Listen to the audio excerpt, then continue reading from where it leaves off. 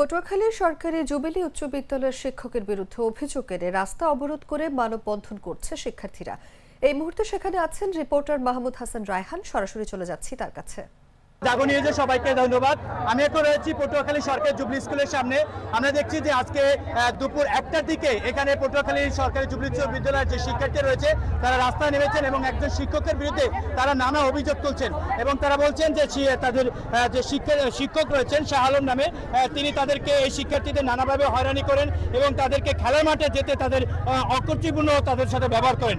আমরা দেখছি এখানে যে শিক্ষার্থীরা রয়েছে তারা কিন্তু অবস্থান করছেন এবং শিক্ষকরা তারা কিন্তু নানাভাবে শিক্ষার্থীদেরকে বোঝানোর চেষ্টা করছে এই রাস্তা থেকে সরে আসার জন্য এবং এখানে নানা অভিযোগ তারা কিন্তু এই শিক্ষকের বিরুদ্ধে করছে। স্যার আমাদের বাবা মা নিয়ে কথা বলছে এবং আমরা মাঠে আসলে বলে যে মাঠ কি তোমাদের উঠে যাও, তারপর আমাদের খেলতে দেয় না এরকম।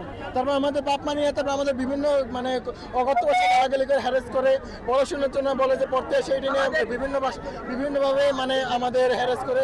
আমরা দেখছি যে শিক্ষার্থীরা তারা কিন্তু যে প্রধান শিক্ষক যিনি রয়েছে তার ক্লাসরুমের দিকে তারা এগিয়ে যাচ্ছেন এবং তারা কিন্তু এই আমরা দেখছি যে এখানে তারা বলছেন যে শাহ আলম কর্তৃক শিক্ষার্থী হয়রানি, কোচিং বাণিজ্য এবং ক্ষমতার অপব্যবহার করায় এর পদত্যাগের দাবি করছেন এবং এর বিষয়ে তারা আজকে পটুয়াখালী সরকারি জুবিলি স্কুলের সামনে তারা কিন্তু আজকে মানববন্ধন করছে।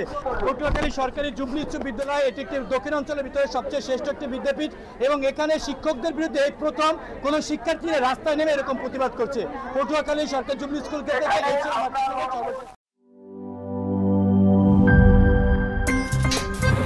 আমার একটা স্মার্ট সিদ্ধান্তে 25% গ্যাসের খরচ কমেছে। ভাবছেন কিভাবে?